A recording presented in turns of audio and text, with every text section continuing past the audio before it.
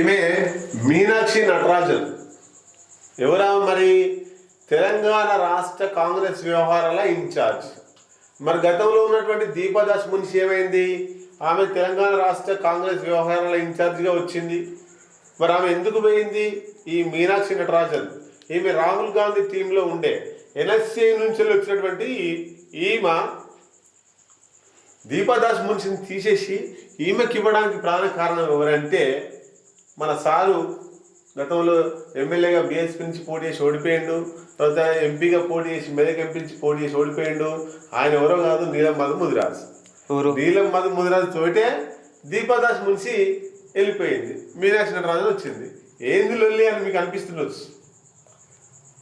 సంగారెడ్డి ఎక్కడైతే BSP party నుంచి పోటీ ఫస్ట్ ఆయన బీఆర్ఎస్ పార్టీ నీలం మధు ముదిరాజు, ఆయన సర్పంచ్ క్యాండిడేటు, ఆయన తీసుకొచ్చి అంటే ఎమ్మెల్యే కావాలని చెప్పేసి అక్కడ టికెట్ కావాలన్నప్పుడు కేసీఆర్ టికెట్ ఇవ్వలేదు. అక్కడ గెలిచినటువంటి పటాన్ చెరువులో ఇదివరకు ఎవరు ఆయనకి సిట్టింగ్కి ఇచ్చారు. అది అలిగినటువంటి ఈయన కాంగ్రెస్ పార్టీలో పోయిండు. కాంగ్రెస్ పార్టీలో టికెట్ రాలేదు. టికెట్ రాకపోతే బీఎస్పీ నుంచి పోటీ చేసిండు. డబ్బులు ఉండొచ్చు కానీ ఆయన సర్పంచ్ క్యాండిడేట్ తీసుకొచ్చి ఎమ్మెల్యే టికెట్ బీఆర్ఎస్ ఇవ్వలేదు, కాంగ్రెస్ ఇవ్వలేదు. అప్పుడు బీఎస్పీ వాళ్ళు వచ్చారు, బీఎస్పీ నుంచి పోటీ చేసి ఓడిపోయిండు.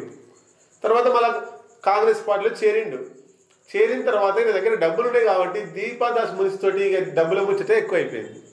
ఆమెకు కారు కొనిచ్చాడు ఒకటి మంచిగా.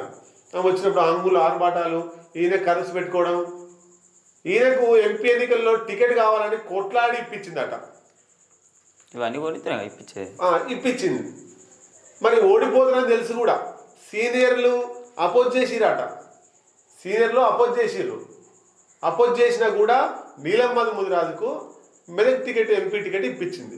ఓడిపోతున్న వద్దు మొర్రో వేరే వాళ్ళని పెడదాం, గెలిస్టోళ్ళని పెడదాం, సీనియర్లను పెడదాం, మంచోళ్ళు ఉన్నారన్నా కూడా ఆమె వినలేదంట. ఏకపక్ష నిర్ణయం తీసుకుంది, అయిపోయింది. అట్లా ఓడిపోయిన తర్వాత కూడా మళ్ళీ ఆయన ఎమ్మెల్సీ చేసి మళ్ళీ మంత్రిని చేయాలన్న ఆలోచన కూడా వచ్చిందట ఆమెకు. దీంతో ఏం చేశారంటే ఏదో చేసేటట్టుంది, తెలంగాణ నాగం చేసేటట్టుంది కాబట్టి ఇక్కడ ఉన్నటువంటి సీనియర్లు పోయి రాహుల్ గాంధీకి మొరబెట్టుకున్నారట. ప్రియాంక గాంధీకి, రాహుల్ గాంధీకి, ఖర్గేకు ఎమ్మడామని తీసి టీసీ ఇచ్చేసారు. తెలంగాణ నుంచి టీసీ ఇచ్చి ఢిల్లీకి రామ్మ నువ్వు అని చెప్పి మీనాక్షి నటరాజన్ రాహుల్ గాంధీలో ఉండేటువంటి టీం ఎందుకు మరి ప్రతిష్టాత్మకంగా తీసుకురంటే, తెలంగాణలో అధికారంలో ఉంది కాంగ్రెస్ పార్టీ. తీసుకునే నిర్ణయాల వల్ల మళ్ళీ అధికారం కోల్పోతే చాలా ఇబ్బంది అవుతుంది, మళ్ళీ అధికారంలోకి వచ్చే అవకాశం ఉండదు.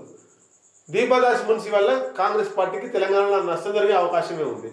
అది గమనించినటువంటి రాహుల్ గాంధీ ఆయన టీంలోనే ఉండేటువంటి సాదాసీదాగా ఉండే మీనాక్షి నటరాజన్ని తెలంగాణకు కాంగ్రెస్ వ్యవహారాల ఇన్ఛార్జిగా నియమించాడు. మరి ఈమెకు దీపదాస్ మున్షికి తేడా ఏంటి, డిఫరెంట్ ఏంటంటే, ఆమె డబ్బులు కోరుకుంది, అంగులు ఆరుబాటలు కోరుకుంది, ఇకంచెలి కార్లు కోరుకుంది, ఇకంచెలి గిఫ్టులు కోరుకుంది, అన్ని కోరుకుంది. ఆమె పార్టీ మనుగడ, పార్టీ మంచి, పార్టీ ఎదుగుదల కోరుకోలే. ఆమె వ్యక్తిగత ఎదుగుదల కోరుకుంది కాబట్టి ఆమెను ట్రాన్స్ఫర్ చేసారు. అక్కడ నుండి ఈమెను ఇక్కడ ట్రాన్స్ఫర్ చేసారు. మరి ఈమె సాదా సీదాగా ఉండేటువంటి ఒక వ్యక్తి. ఈమె ఎన్ఎస్సీ నుంచి వచ్చినటువంటి ఉంది, సిడబ్ల్యూసి మెంబరు. ఈమె రాహుల్ గాంధీకి అత్యంత సన్నిహితురాలు. అందుకని ఇప్పుడు తెలంగాణలో కాంగ్రెస్ రేవంత్ రెడ్డి సహా అందరూ భయపడుతారు. ఏం మాట్లాడాలన్నా అతి జాగ్రత్తగా మాట్లాడుతారట. ఎందుకు? ఈమెతో ఏం మాట్లాడినా మనం తీసుకొని రాహుల్ గాంధీ చెప్తుంది, సీరియస్గా ఉంటుంది యాక్షన్. ఇంకా ఈమె సింప్లిసిటీ చూడొచ్చు. గతంలో దీపదాస్ మున్షి వస్తే ఫ్లైట్కి వచ్చేది,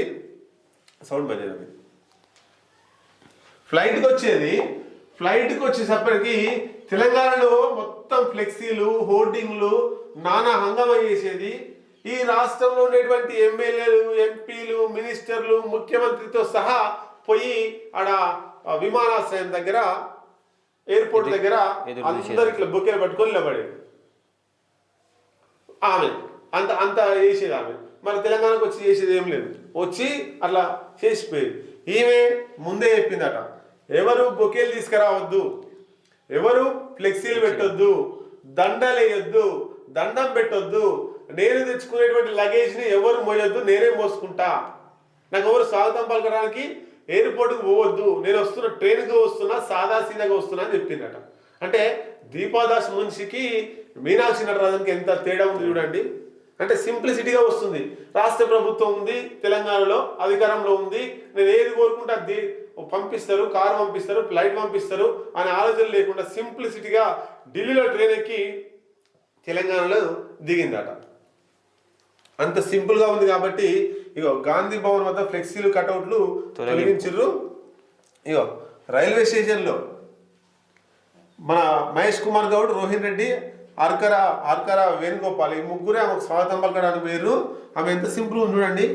ఆమె లగేజ్ మోసుకొని వస్తుంది.